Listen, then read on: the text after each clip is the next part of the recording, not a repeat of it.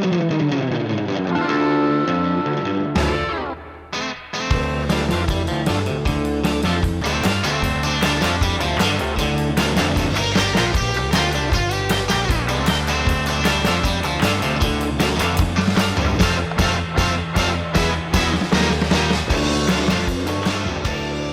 we're going to continue our living in the miraculous. I don't believe it's really okay not to live in the miraculous, because I have a proof from our prayers. Actually, every day we say Modim anachnu lach, we give thanks to God, and then it says we're giving thanks to you, and we'd like to tell stories. We will tell stories of your praise. And then there's a colon. Well, what kind of stories of your praise? Well, and there's a great lesson here in teaching you the trick. Al chayenu ha'mesurim b'yadecha, on our lives that are given over to you. Like, my life is not my life. This body of mine, it's really a dead body. Another prayer we say every morning, machzir nishamois lifgarim meisim, that God returns our souls to dead bodies. Which means your body's dead already. I mean, you're walking around in this dead body. And what is alive about your body? I mean, what's really alive about it? That the blood's going through it, or okay, so it's alive, but it's only kind of alive, because it's alive because the soul's in it. That's why it's alive. Just put my phone on Do Not Disturb. You should do the same. Whoever's phone rang. And anyway, but our body's like, it is alive, but it's not really alive. Meaning when the soul goes out, how's the body doing?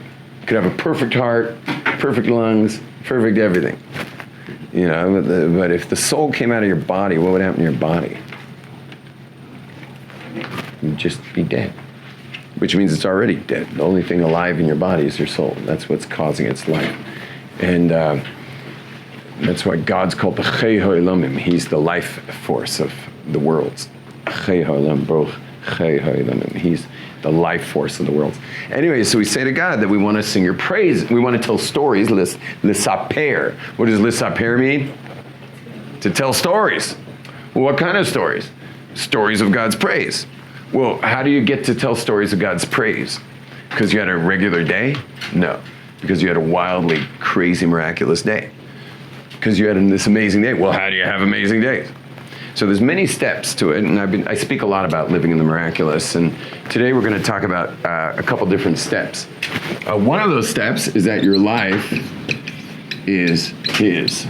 Okay, your life is His. Everyone say, life is His. Life is His. Louder, life is His. Life is His. Okay, so your life is His. Yeah, this isn't your life. This is His life. And that's also important when you make decisions with where you're going to put your body, or what you're going to put in your body, or what you're going to do with your body, is you want to first check with Him. You want to make sure that that's okay. And I know a lot of people who like to make their own choices on what they do with their body. And sometimes they even come up to me, for example. A couple recently came up to me all lovey-dovey and so excited that this guy wanted to introduce me to this girl and everything. And I was happy to meet them, but I saw with my Judar, my Jewish radar, that they were not, they just weren't exactly figuring their life was his. They were thinking their life was theirs. And I said hi. I was happy to say hi to her, but I also knew that the statistical chance that he would be with her, let's say 5 years from now, if I ran into them again, I'd more likely run into them separately than together, because they're not following the rules. And all of this happened on the same day of we're in a week-long celebration of my daughter and her husband, who, please God, you'll see together 5 years from now, and 10 years, and 20 years, and 30 years, and 40 years, because their life is His. You understand? Their life is His, and He's number one. And it's always fine to share number two. You can always share number two. When the race is for number one, that gets more competitive. When the race is just number two, who's finishing in second place? Well, that maybe is easier to deal with. But when your life is God's, and God's the one who created us to be married. I mean, we're born at puzzle pieces. We're meant to fit together, but fitting together tends to create children, and creating children tends to work a lot better when there's a husband and a wife that are married to one another with love, and creating a home that's got stability. That creates good kids. And so God knows what he's doing. He's the one who created us. He's the one who created these puzzle pieces, and therefore we want to refer to God when in our relationships. Make a bracha, Baruch. Did I make a bracha? Baruch atah Adonai.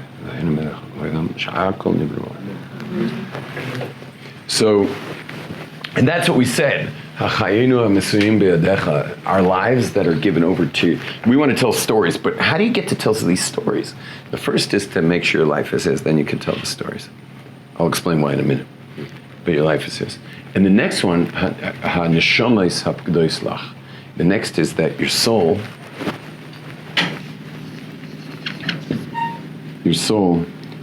is his. Your soul is his. So your life is his, your soul is his. What's the difference? There's going to be more of the physical. Yeah, but the fact that you're moving. This is more like this is like life force, your physical life force, and the soul is this eternal part of you that's let's put it like this. Can I get you just to turn the fan down on low? The fan, yeah. It's the upper console on your left there. Bottom right, little tiny button. Bottom right. No, upper console, bottom right. Yeah.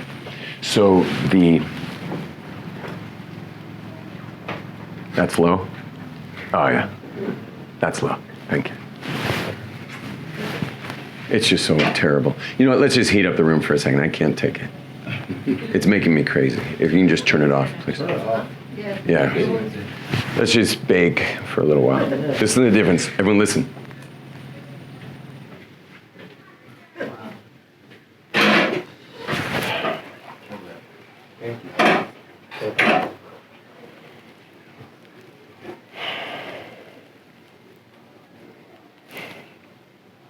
I just had two major digressions go through my head.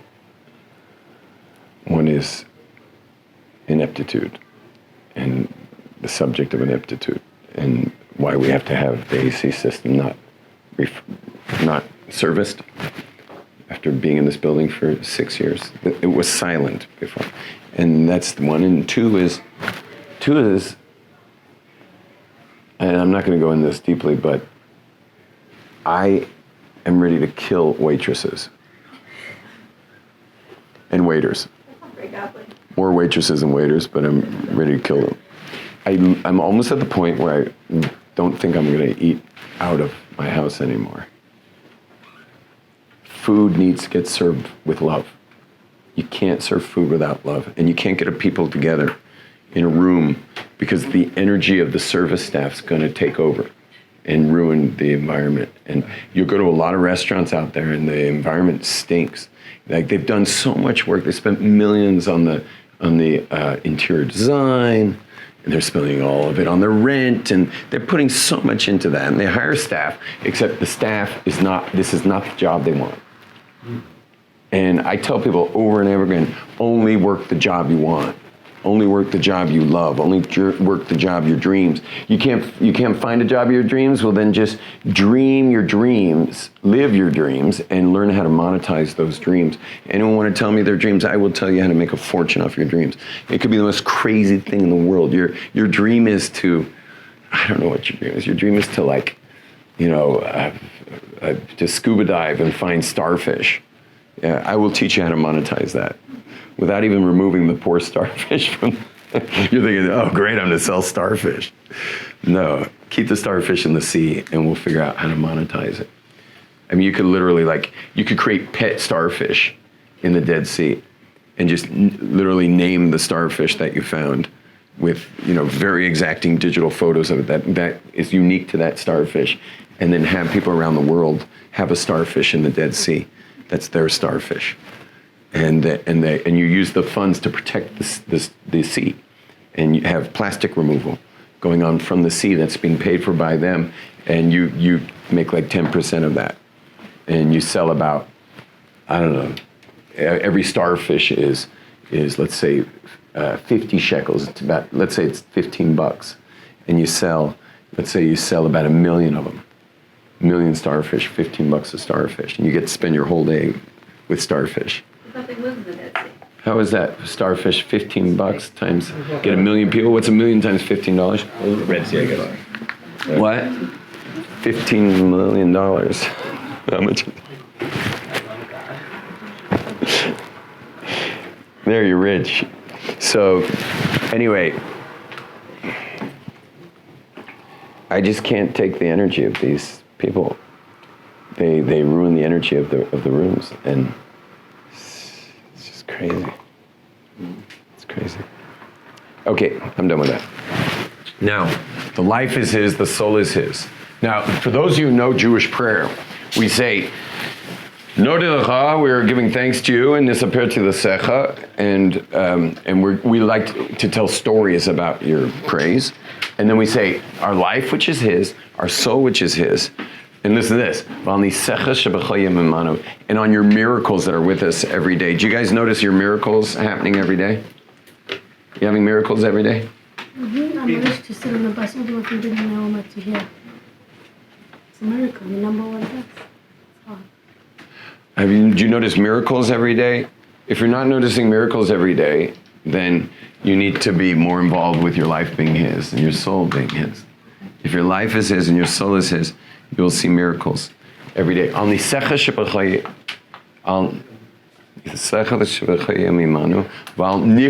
know what Pele is? What's Pele? This word, natural or wonderful? It's above nature. Anything that's called Pele means it's beyond the natural laws of creation. Before you leave, just hear this part, okay? This is the main part, because you say this every day. That your miracles that are with us every day. Well, Niflosecha is like, in case you were wondering whether miracles was enough, it has to use the word Pele. Pele means not nature. Things that are happening beyond nature. Nothing to do with buses. I mean, it has a lot to do with buses, perhaps. But it's above nature. You're having above nature. How often are you having this above nature experience? Well, let's see. I'll say Fele every time you use. Well, let's see what it says there. Well, Niflosecha v'toivayisecha, and your goodness. It's at all times. Every night, every day, and every afternoon. Meaning it's like not leaving a lot of room for time that you're not having miracles. They're happening all the time. Now, you guys are probably wondering, like, how are miracles happening to me all the time? And the answer is they're not. And you need to work on yourself. You have to really put your life in his hands. You see, let's just say a person wanted to create peace between Hindus and Muslims. Yeah, how would that go? It would be impossible, right? I mean, he would need a giant staff of people, and he would need, like, who knows what he would need. Maybe he'd need force, maybe he'd need tanks, maybe he'd need... A lot of people think more armament brings peace. I'm not sure what it would take. But there was a man by the name of Gandhi who did it by himself, just through fasting. He almost died. And they all decided, both sides decided to stop fighting. So he would just drink some orange juice. He was like dying, and he was like, orange juice, please. Because they told him the fighting stopped. He would not drink until the fighting stopped. An entire continent, close to 1 billion people living there, two major teams in the fight, and they stopped. Now, if you take on something that big, so you'll get the miracles. I had a funny one yesterday. I had, and here's another principle that's really important, is if you need to go, you can go. Yeah. I told you go whenever you want. I sense people deeply. Listen, maybe watch one more part, and then you go after this. I'm going to send you out, though, next time, okay? The next is, what? I got to keep it the way it was.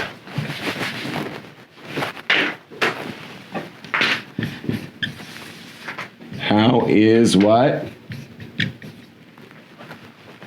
How is his? Everyone say, how is his? How is his? What a nice sentence. How is his? We learn from the spies that Yoshua and Caleb came in to the land of Israel, and they were just checking out what's going on over there. Like, what's going on? It was reconnaissance only, just what's going on. Just to see the lay of the land and see what they were going to be up against, and et cetera. What were the other guys looking at? What were they looking at? The 10 spies that we just had Tisha B'Av over them? How to conquer. Yeah, how are we going to do that? And the answer is we can't. The answer is we can't. We can't do this. What is ours? What is, I'll call it mine. How is his? Okay, everyone say that. What is mine? How is his? Your job is only what? Like Gandhi's what was peace? And the starfish collector, the starfish entrepreneur, the what was starfish. So yesterday I got in one of those what and how things because it was the day after the wedding of my daughter and I really needed a massage. Yeah, mazel tov. So I really needed a massage. And the problem was there was no more money left. It was the day after the wedding. So like everything was gone. There was not a shekel to be had, but I needed the massage. So what's the what? Massage. The massage. The how was going to be some money to pay for it. Now, should I book the massage or not? Was it irresponsible to book a massage? I didn't have money to pay for it. Well, it all depends. If life is his, and the soul is his, and how is his, and you really live that, so then my job is only the what, and I don't have to pay attention to the how. And so I had this really funny thing happen is I totally forgot I didn't have any money. I just continued my day with no money. And then what happened was I was in the bathroom. I don't want to get graphic, but I was in the bathroom and I'm going to the bathroom and I realized, oh my gosh, my massage in 5 minutes, which is fine. It was on King George and I live in Nachlaot, so I could do that in 5 minutes. When my 9-year-old comes to the door and my 9-year-old says, sorry, that wasn't a very good 9-year-old, but it's so funny. My falsetto is like, I'm not warmed up enough here. Anyway, I'm going to say it in a man's voice, but maybe I can do it. Bubby, I'll do it like that. Bubby gave each of us $100. Yeah, which means Grandma gave each of the kids $100. Yeah, all the kids, you have bubbies, they're like handing my 9-year-old $100. Like, can you imagine walking down the street? Going up to each store. Bubby gave each of us $100. And he says, "Want to see?" He slides it under the door. It was like an ATM machine. A little low, and usually they're not in your bathroom. So I just snatched up the $100. So I'm like, "Thank you very much." He's like, "No." And I said to him, "Listen, I got a massage." Meaning I'll give you your $100 later because you probably got one for me too. And in fact, you can just tell Bubby because she was coming over in a few minutes. I said, just tell her to give you mine. He says, fine. And so, and then I got out of the bathroom and I went straight to my massage with $100. I would have gone to the massage without the $100, obviously, but God wanted my son, like as if I needed to see it. Want to see? Right in the door. And I was thinking, hey, there it is. There's my $100. Yeah, right there from the kid. So anyway, so the what is, we have to decide what it is we want. God's job is how we get it. Now, if you're not noticing it, and now let's put it all together. If you're not noticing this going on all day, it's because you're not taking enough challenges. You understand? See, if you're taking a lot of challenges, you're going to be seeing that all day. You're just going to be seeing it all the time. And I'd take an example of, you could just take any example, but meaning any example of someone who lives it all day. But I imagine, who has a big cause? Who do we know with a big cause? We mentioned Gandhi, but in the Jewish world, who has a big cause? Who? Asia's a big cause. Yeah, that's too big though. That's like the miracles are happening everywhere, but it's hard to know where they are. Chabad. Martin Luther. I'm not asking for. I was asking for an individual human being. Martin Luther King. Jesse Wallace. Martin Luther King. He's not very Jewish. You know, I'm named after Martin Luther King. Yeah. Yeah, really. I don't even know if I have my American driver's license here. My English name is, my English middle name is Martin. I put it away. Junior. Yeah, he died 3 days before I was born. And my parents, being nice liberal Jews, named me after him. So, like, you ever thought you'd come to a class of a Hasidic Rebbe named after a black Baptist minister? Yeah. This is why I love all people. Probably. I mean, I really love all people. I used to think I loved Jews till I rode a subway in New York City. And I was beaming at all the people. I was like so excited to be in the subway with all these people. And all of a sudden dawned on me, I thought I loved, like, because you have a mitzvah to love Jews. You can love the whole world, but you have a mitzvah to love Jews. So I thought I was like Mr. Fulfillment of that. Till I realized I love Goyim also. I just love everybody. And also I forgive very quickly. Not just for selfish reasons. I mean, selfish reasons because I don't want the poison of the resentment. Resentment's poison. You know what poisons your body, resentment? It actually, they know this as a fact, that when you resent somebody, it creates poisons in the body. And it can kill people. So it's also one of the big sources of heartburn. Also acid reflux. So, I mean, but not even for selfish reasons I forgive people quickly. I forgive people quickly is because I've done stupid things, and I hope they forgive me quickly. You know, I've done stupid things. I've rammed my bike into people and their stuff. I've just shot people's cell phones 20 feet away, you know, with my handlebar. And, you know, and I could have avoided that, I'm sure. And I've done all kinds of stupid things. I'm certainly hoping they're going to forgive me for that. And, you know, I don't do anything really stupid, but I do stupid stuff sometimes. And I know I want to be forgiven. And then you might say, well, what about when it's their character trait? Like, it's not that they did something stupid, it's just the person's character. This person's of bad character. For example, abusive people. Abusive people are bad character. So what about them? Like, you forgive them too? The answer is, well, where do you think they got their bad character? The answer is they had their own little micro-Holocaust in the home they grew up in. And so wounded people generally wound people. Hurt people hurt people. People who are wounded generally will wound other people. And so that person's bad character is he's a subject of where he grew up. And who am I so high and mighty think that if I grew up there, I'd be out of it?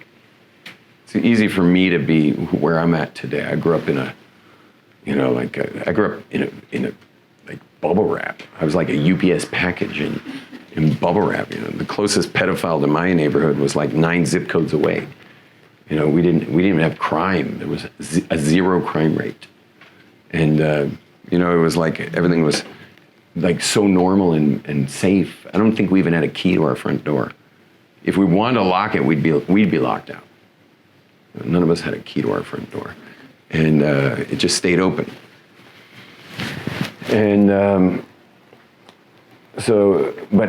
and now I meet someone of bad character, which isn't hard to do. It's easy, you know. Just go to a restaurant and get waited on. Yeah. And just kidding. And I mean, just kidding. That wasn't a bad character thing. I was doing something you don't love. That's the problem there. So if you meet someone of bad character, who says you would have pulled yourself up and out of that? You know, it's not so sure. It's not so sure. A lot of us love the victim card. You know, a lot of us play that victim card over and over again, and we just live in that zone. That's many people's misery comfort zone is the victim. And so, who says you wouldn't play that card? You'll notice you will play it sometimes when things get dramatic, when your relationships get dramatic. You'll notice guys and gals who are single. You'll notice when you're married, you'll play victim sometimes. guys playing victim to their wives is always a disaster, by the way. So for the single guys listening to this, well, you know what, for the married guys, for all men, never play the victim in your marriage. I mean, that's just total disaster. You know, what happens, eventually you're at marriage therapist, marriage counselor. And then he starts playing victim and he starts like kind of weeping and whimpering. You know what she says? She goes like this. When he's not looking, they're both facing the therapist. She's like, see? And he didn't even know what's going on. And the therapist is like, yeah, you're married to a little girl. So never want to play. If you're feeling victimized in your marriage, that's what best friends are for. That's what sports bars are all about. You know? You go talk it out with a friend, but spare your wife the victim card.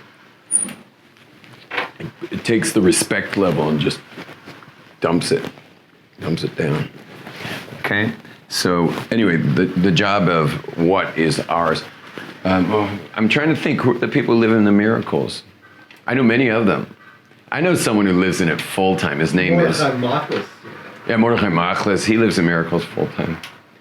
And a guy named Yaakov Grossman. He lives in miracles full time. And then there's his brother Yitzhak David Grossman. He's the one. He's the person.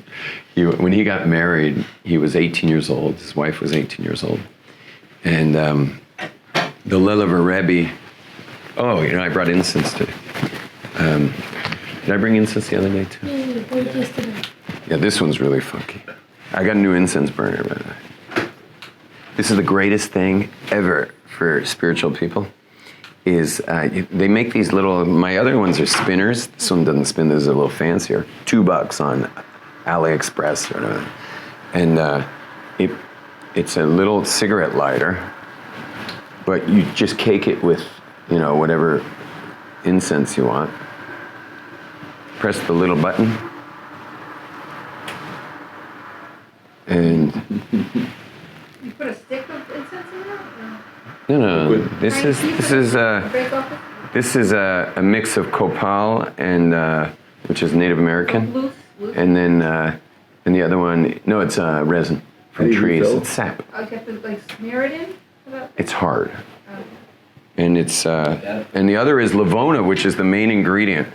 It's a mix of lavona and. You guys smell it yet? It'll come. Morning, Cali. Oh, yes. Eventually you'll smell it. Anyway, these are like the best thing I ever found.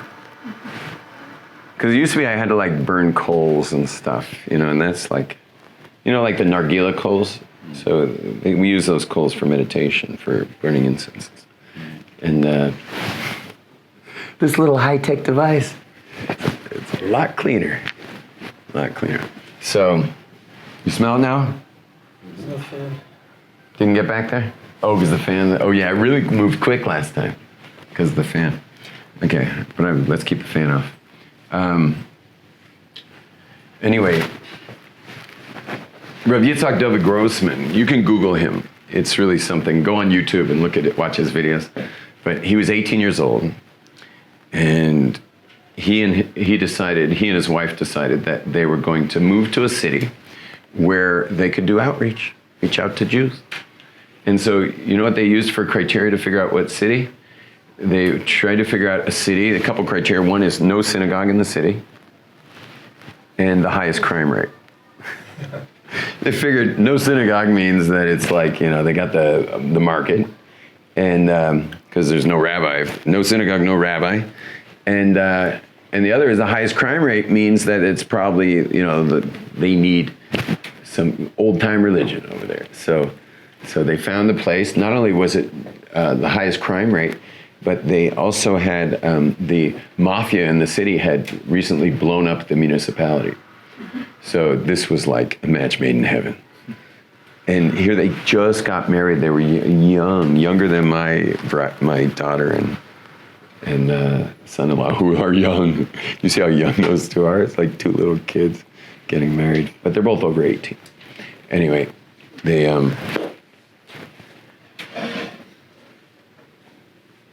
You got the smell? Yeah, smells good. Now it came to you? Did you get it? I can smell it. You can smell it? You can smell it. Is that Yitzhak David Grossman? Yeah, Rav Yitzhak David Grossman.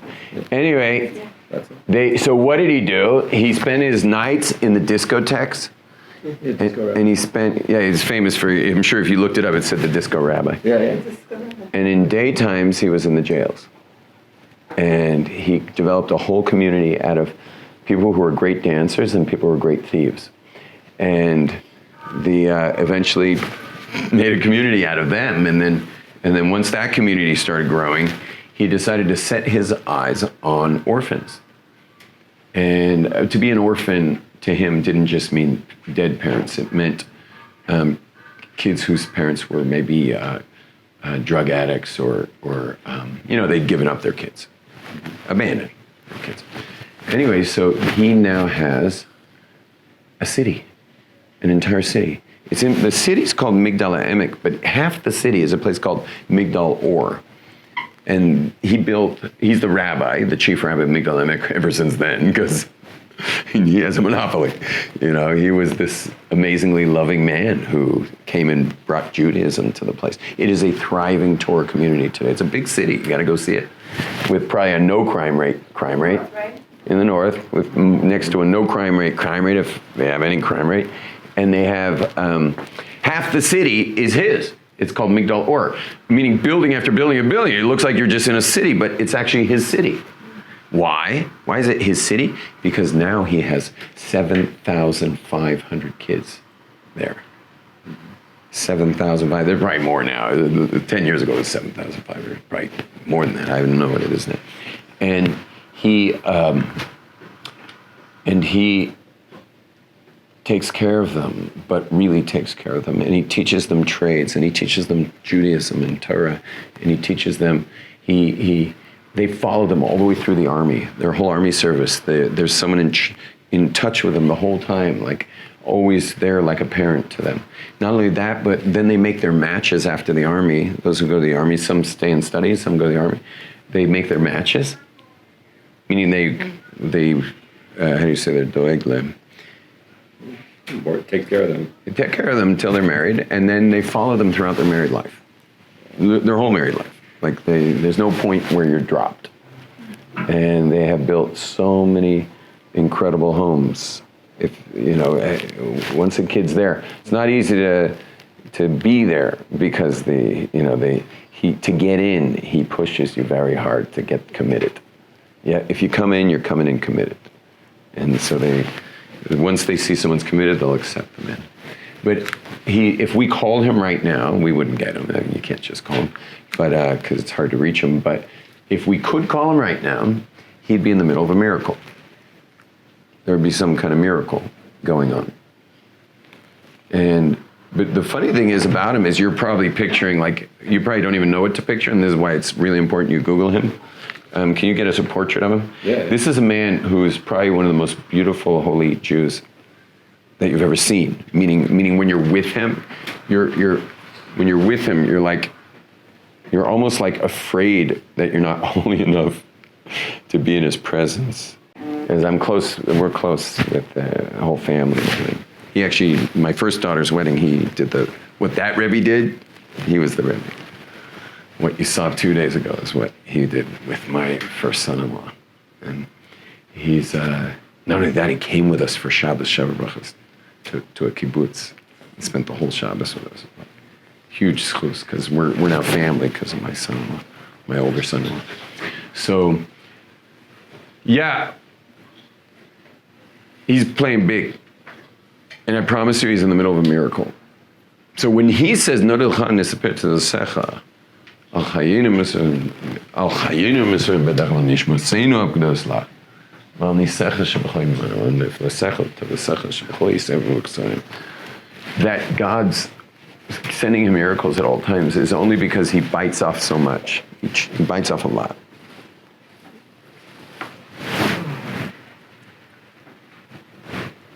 And every time once in a while, some very wealthy guy gets enamored with him and just gives like $10 million.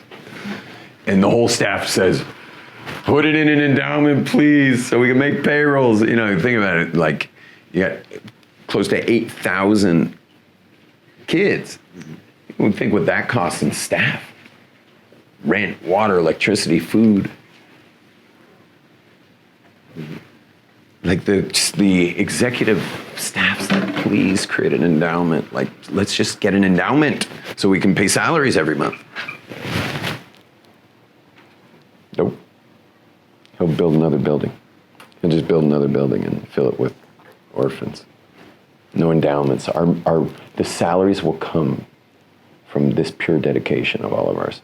The salaries will get paid. And they will. Because our job is only the what. And his staff was trying to get the hows going. They were trying to like, why don't we deal with some of these hows and work this place a little more responsibly? And one of the times they pushed him the most was after a major gift, and the endowment that they had tried to arrange for him was with, what was that guy's name who was in jail forever? Madoff. It was with Bernie Madoff. That's where the endowment was going. Madoff, the staff lined it up with Bernie Madoff. And then, but they can't do anything without his signature. And he says, there's no endowments. Rav Noach Weinberg's similar. Rav Noach Weinberg's Zatzal of Eshet Torah, who built this place. He was also like, they would always ask him, like, whenever we got a big gift, put in an endowment. No. It's for programming. We need more programming. Enough with salaries. Like, we're saving the Jewish people. We can't take gifts and put it away and make interest for salaries. They gave the gift, we use the gift for saving the Jewish people. Like, salaries are also saving the Jewish people. No. Anyway, so when Madoff made off with everyone's money and went to jail, the many Jewish organizations were hit really badly. And some of them are understandable why they had endowments, because it's not Rav Noach Weinberg Yitzhak Dov agreement. Like, for example, Yeshiva University was just hit horribly by that. Took a major hit, but it's Yeshiva University, it's a university. Like, you can understand why a university has endowments. It's not Rav Grossman, it's not Rav Weinberg. Which brings us all to a question, that if you're already living with your life is his, your soul is his, the how is his, and the what is yours, are you allowed to save money? Are you allowed to save money? You hear the question? Does that question make sense now? You're allowed to save money. Like, money came your way. Can you save it? You have to be smart. You have to do your effort. You should do. You can't just like. Shtadlut. You have to make an effort. You have to do your part. You can't just sit around and like. You have to have emunah, but you also have to do your part. I just asked if you're allowed to save money. What is shtadlut? Depends. Like, halachically, are you allowed to save money? Not halachically, hashkafically. Maybe it depends on the person. Maybe a person who's not living this way, they're not living this way. Maybe for them they have to save money until they can live this way. Meaning they need some buffer. Till they can live this way, it would be totally irresponsible. But if they didn't live that way, then there wouldn't be billionaires giving the endowments to the gentleman who got these gifts. No, people get inheritances, gigantic inheritances. People are workaholics with a great mazel for money. Some people just have money mazel. Just money just chases them, and there's people with great mazel for money. We meet them, and you see there's people. You'll notice a lot of the millionaires you get to watch on YouTube. They say that they lost everything 10 times, and each time became millionaires again, and then lost everything. Like they say that I heard one say that becoming a millionaire can be luck, but it'd be hard to explain in my situation because I've had it happen 10 times already, from zero. So you understand, like there's certain people that they got what it takes to do that, and meaning it's probably And to lose it. Yeah, they lose it. It comes and goes. Yeah.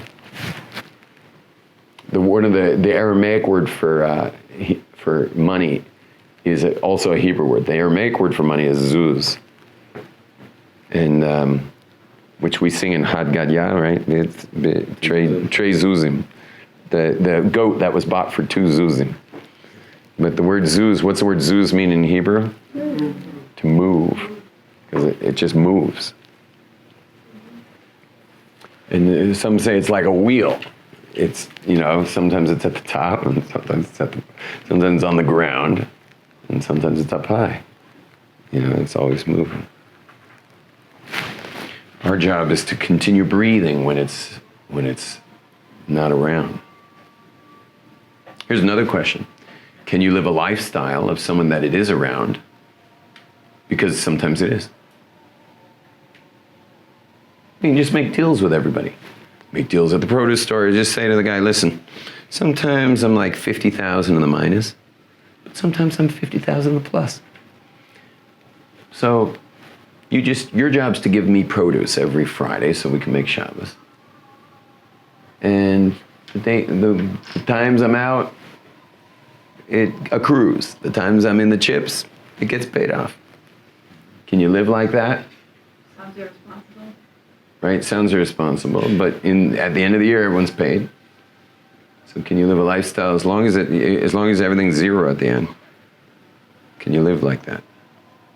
You don't know if it will go up. Maybe you'll stay in the negative. After enough years, you start to get to know your mazel with money.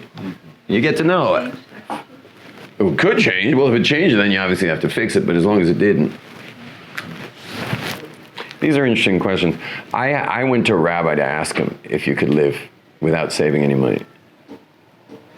Meaning, can you really live where whatever comes in was meant to be used, and then you use it for whatever needs are there, and you just keep it going. Just keep it coming out. You know what his answer was? You can. I think he even put my name in there. It's like, Yom Tov, you can.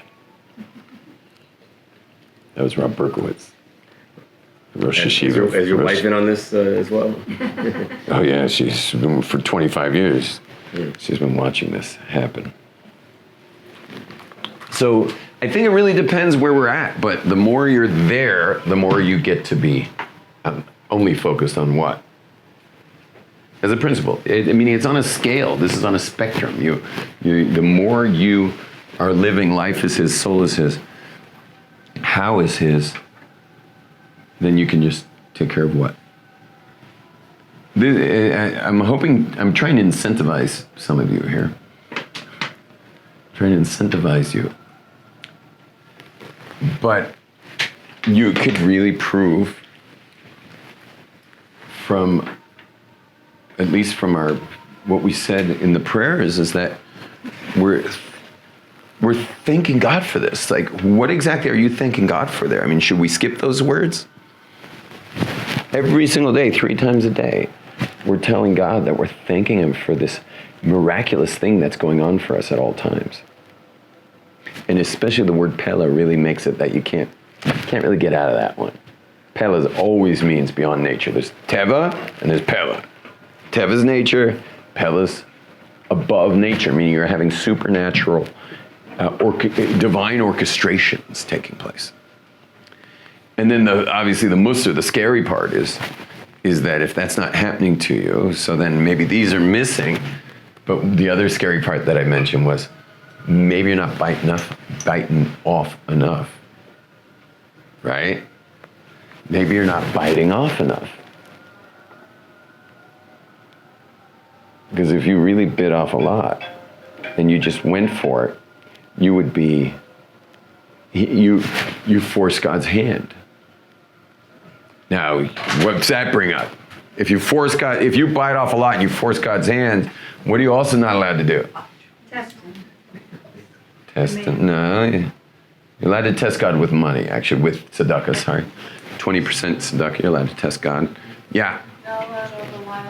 Not allowed to rely on a miracle. That's what I was saying before. So here we are saying, yeah, I understand. I got that. But you're not allowed to rely on a miracle is we have a principle in Judaism, you're not allowed to rely on a miracle. So now we're going to make a further distinction. And that is that relying on a miracle would be, relying on a miracle, when you're not allowed to rely on a miracle, that's talking about, that's like riding a motorcycle without a helmet, is relying on a miracle. Meaning, it would be irresponsible, and you're saying, God, take care of me.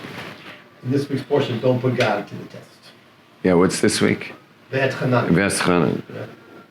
I'll see. No, can't wearing no helmets like saying God protect me. I'm tested me. Yeah. It's a weird wager. It's not wearing seatbelts in cars. It's you know, that's you're not allowed to do that. It would be like going hiking without water. Well, God's going to provide water. How do you know? You know, and so the answer is, He'll give me a miracle. But that's what the rabbis are saying, is you're not allowed to do that. Wouldn't that be similar if someone gives a $10 million grant? This is the endowment that God just gave it to us. Why, you know, Right. how does one know? The distinction we're making is that when it comes to miracles, there's two types. Which the next letter? Which is the next letter? Yeah. When it comes to miracles, there's two important types to know about. Open. One is the Hidden in Negro. National. yeah, I guess you can say. Oh, It's like yesh mi yesh and yesh mi ayin. Yeah. we could do it like this. We could write open and hidden. But the hidden one is not always so hidden. What I really wanted to say was siyata deshmaya. Siyata deshmaya. Which means that God's going to make it happen. God will make it happen through the world. Like he's gonna make it happen.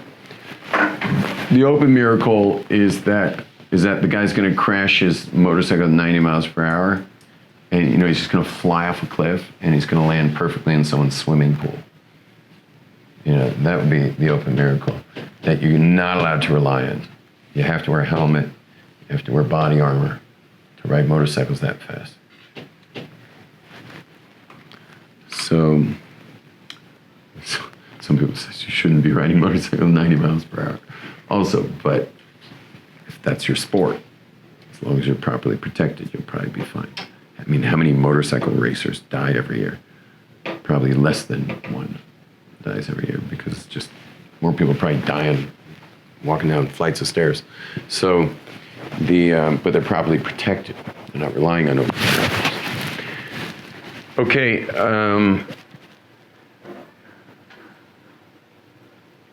So what we're ultimately discussing here is that you got to bite off enough that you're forcing God's hand in the that you'll be living in the thing that's, when you pray that evening, you'll be able to show for those miracles. Now, is anyone in this room interested in living their life like that? Meaning, we don't mind living our lives in the way that we'll pray and give thanks to something that we didn't even get. I mean, there's a little bit of a thanks in vain to thank God for this, because the only people getting this, you know, we're lucky if we get this once a week or once a month, where we get this crazy, miraculous thing happen. But one thing's for sure, we should definitely log them. We should be logging them. I realize I feel bad that I don't log them, because I've gotten used to life like this, so I just don't log it. But I got to start logging it. And also, I realized that I need a hall in London for my seminar. We've been so busy marrying off my daughter, we haven't really worked on a hall. I'm running a seminar is it today the 14th? So the 15th of September, I'm running a seminar in London, in Stamford Hill, in the Hasidic community. I know that, like, South Hempstead show. Yeah, we need a hall. Anyway, Ask Jackie Levinson. Jackie Levinson. There you go. Get him as your sponsor. Great. Kosaratskin, he lives now. What was I going to say to you? Oh, last time I flew to London, I had no plans. All I was doing was seeding the city, seeding London, to plant the seeds of a potential running a seminar. And the only thing I did was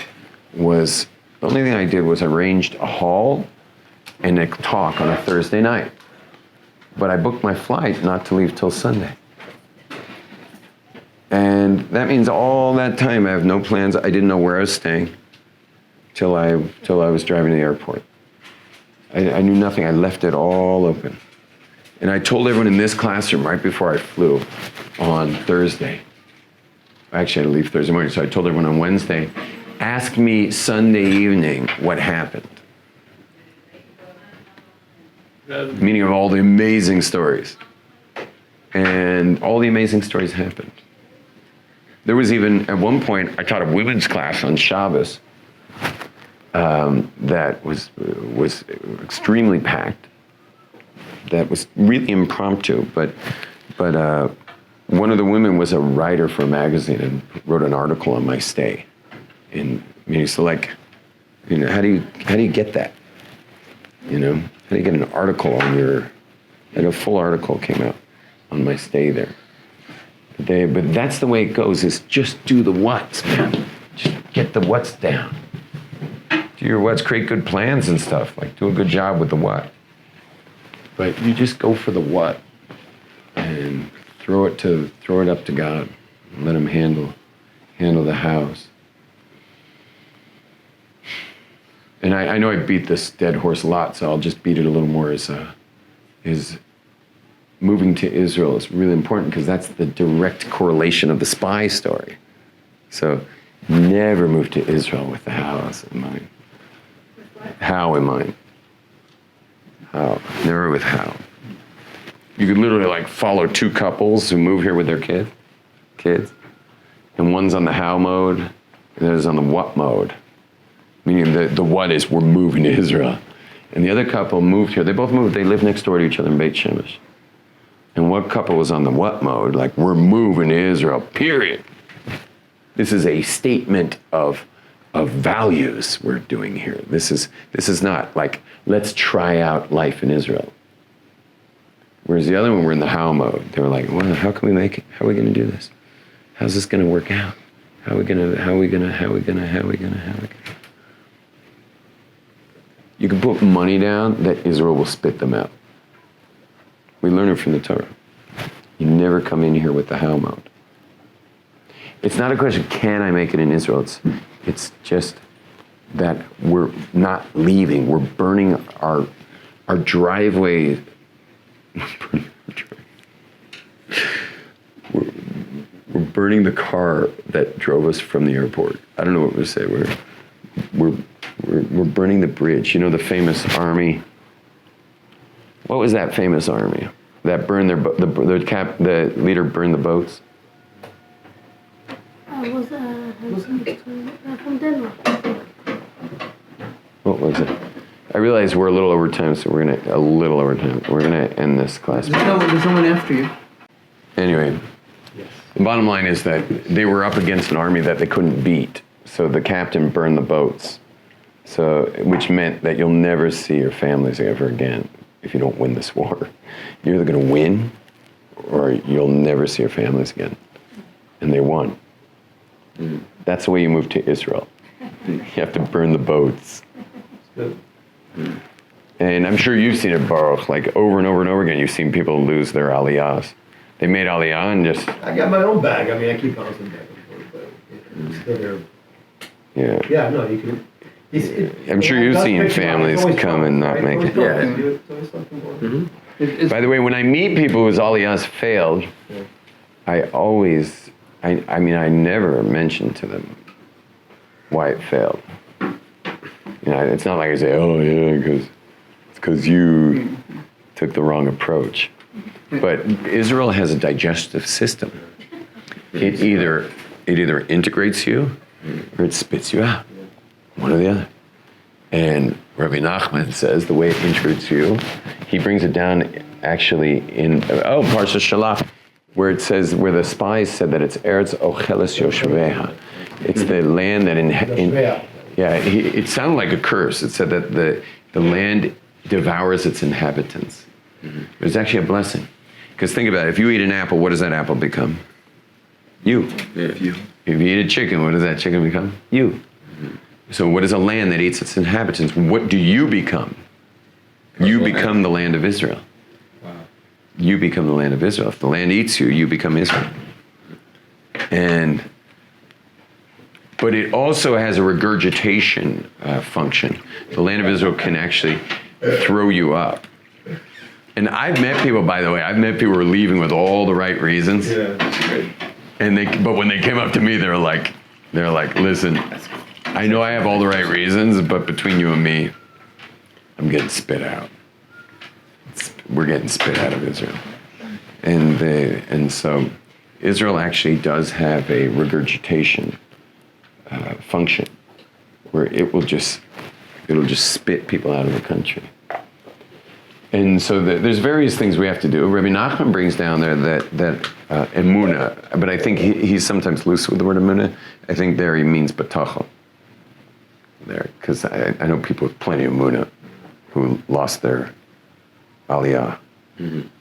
It's more of a batachon thing, because the land of Israel is, it's really, to live here requires great trust.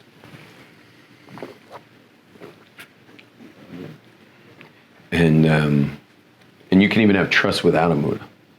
Like, how many of us people know people with they're small in emunah, high in trust, and you see they do fine here. Low in emunah, they're not that careful with their hechshers. Their prayers are like, a little short, and their kippas are a little small. Like any smaller, it's a potato chip. But their trust is high, and you see they do well. You see they do well because their trust is very high.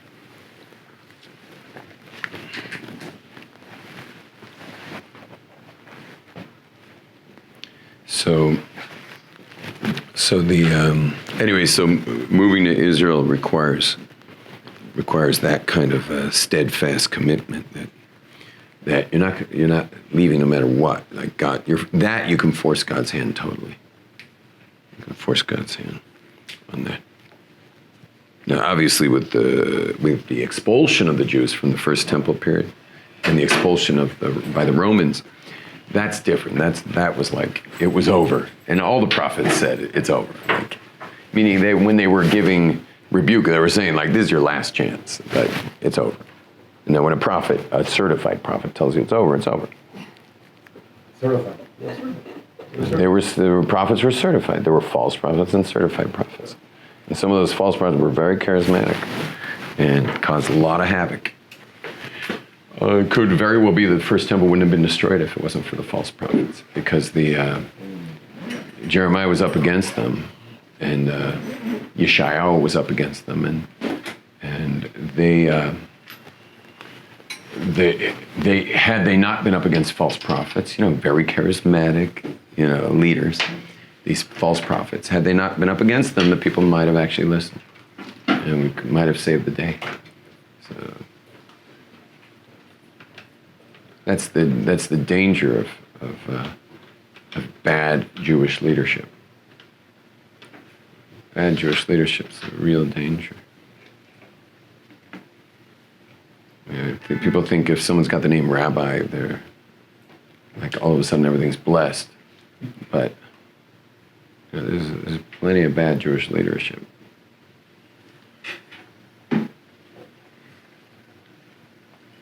There's probably half the Jewish leadership, people who call themselves rabbis,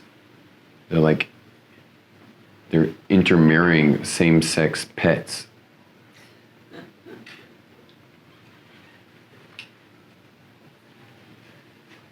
Did I just say that?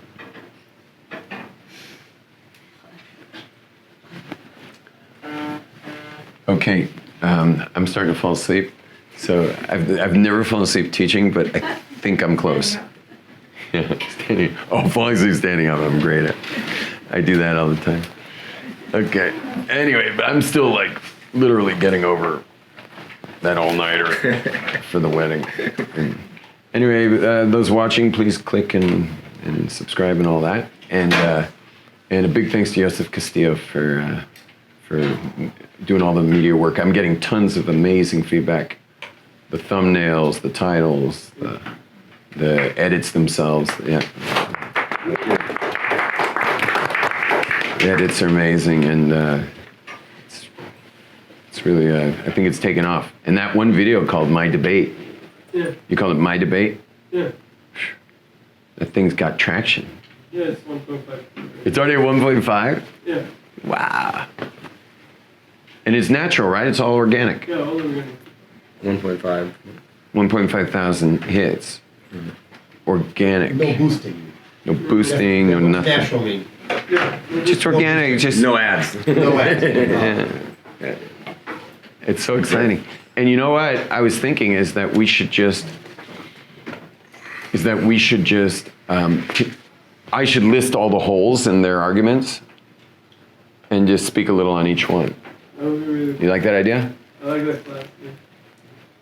So let's do that. Let's just keep it up, My Debate, that, and you'll edit that to be part 1. Okay. Okay? All right, shalom everybody. Oh my gosh, I didn't realize how tired I am. I'll tell you the truth, this is how I felt all morning.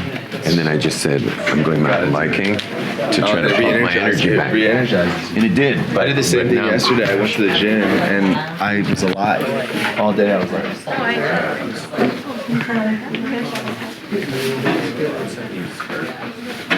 Thank you very much.